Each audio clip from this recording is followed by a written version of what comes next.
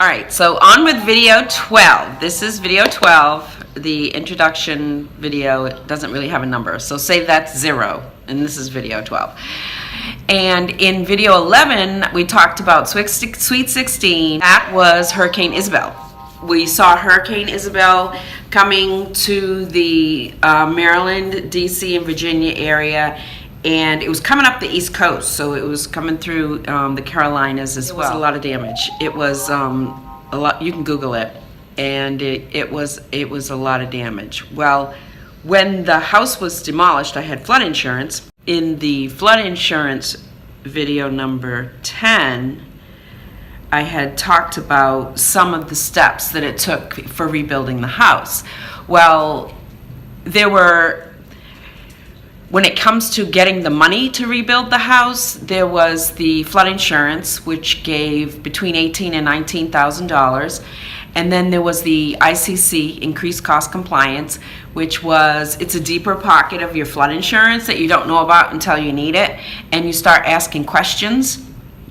And once you get the right questions asked, then they let you know, oh yes, that is something that applies, and you're able to get up to $30,000 for specific work. And that's the work that goes into the foundation of the house and making sure that the house itself, which is considered the box, is elevated above whatever the code is. So it's increased cost compliance, and it's to make sure that you're compliant within the county code for the flood zone for that region, for that specific area that your house is in.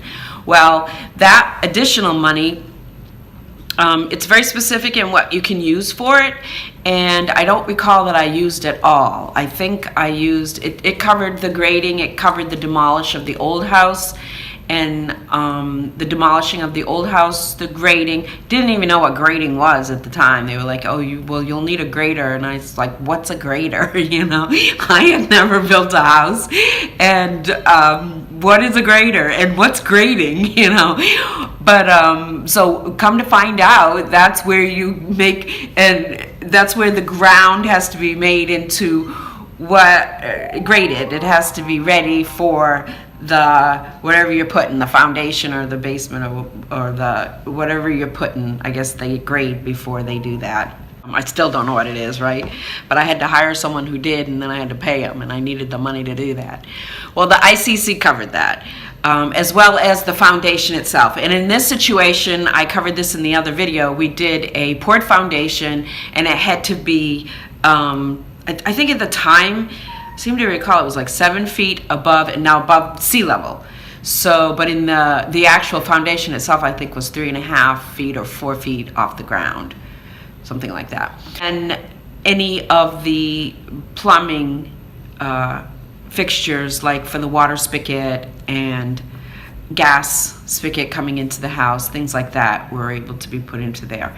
So once that was done, then I had to find the house, and as I told you, I found the log cabin. It was Conestoga Log Cabins, and I found a really good log cabin that I could get, and the whole box altogether was $55,000. Now that was the box of the house and the installation. So they would come and install, but they had to have a foundation to install it on, so that had to be done. And then they would come put the log cabin together. I had to have available on set days an electrician and a plumber, and they were to do the plumbing on site at the right times while the house was being installed, as well as the electrician to run the wires through the walls, because they're log walls, and they had to be drilled. And I don't know all the details, but once again, I had to find someone, hire them find someone who knew this stuff, hire them, and then they come at the set time. So this was all stuff. I didn't know how to do any of this stuff. I had to kind of figure it out as I went. Well, as we were moving along the process, again, $17,000 and $30,000. Now there's still a little bit missing here, because that's not enough to cover all of this other stuff. And what happened was, when we were over on the rec center, the Navy Rec Center, remember, we were kind of living nomadic. We were going from bungalow to bungalow, And then in the summertime, we had to move into the trailer. Remember the moving on up video? That one explains how we moved on up into a trailer. It's an RV, but it was a trailer. And we lived there. And that was actually pretty fun. But all of this was in order to have the time needed for the construction and the process of all these things to take place, which it was over the course of 2 years. And well, what happened after about a year, the governor of the state, and I think it was O'Malley at that time, he had gotten word that a lot of residents were still not in homes since Hurricane Isabel, and it had been over a year. And so what he did was he wanted to get people back into the living conditions that they were in, that were, similar to what they had prior to the storm. So what he said he was going to do, and he sent out a letter. Now, I'm over at the rec center, so my mail, what I did was I got a P.O. box at the post office near the rec center down in Solomons, and my mail was forwarded. Well, I had gone to the house for something, and I just happened to check the mail, and the mail should not have been in there, but there was a letter, and it was from the governor's office, and it was saying because FEMA had a list of all the people that were affected by the flood, and so you're on the list as being affected by the flood, and we want you to know that we're doing this event down at it was the horse center down in Upper Marlboro. And what they were doing was there were going to be a lot of people there on laptops, and basically he wanted to cut out all the red tape. He was like, if you still are not in your home and you need funding to get you into your home, be down here, and basically we'll have someone there with a laptop. You'll sit down with them in the laptop, answer some questions, and we want to get you the funding that you need to finish the house. Repairs or the finishing of whatever the project is you are working on since the storm, and get you back into your homes. And so this program was just starting up, and the mail wasn't forwarded, and it was like, when I got it was like on a Wednesday or a Tuesday, and it was that Thursday that they were going to be there. And so that letter was in the mailbox, and it wasn't forwarded, and it happened to be there, and I just happened to go and get it. And so I was like, oh wow, I've got to go down, I've got to be at this place. This will help us get us the rest of the funding to get the house completed.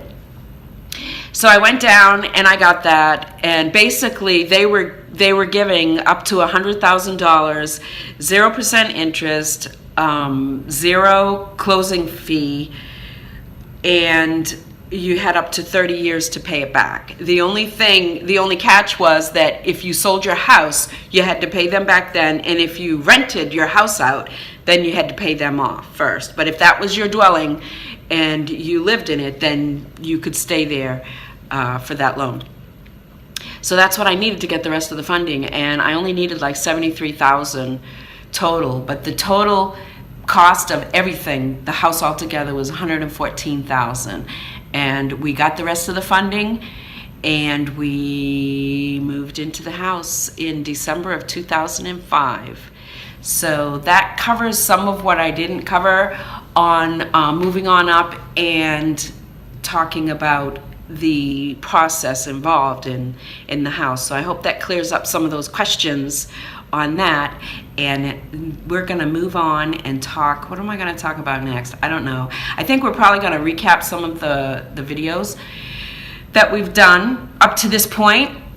And again, I am putting this on paper, so thank you very much for helping me get to this point. Because of these vlogs, I can go back over them, and I'm going video by video, and I listen to the video, and then I get it and I write it on paper. But even listening to it makes me remember more and more, because it's the course of 20 years, 25 years going back. Think about that, to go back and try to remember what happened in your life over the course of 25 years. So what we're going to do next is get some more input from some of my children and their perspective throughout the years. So we'll see what I come up with. They're all over the place now, except for Hannah, who's here and not in this video because she's in there. But she says hello. And thank you again for watching the video. Thanks for subscribing, and thanks for sharing. And thank you for all your likes and your comments. I appreciate all the support and following on this journey. So we'll see you next time. Bye.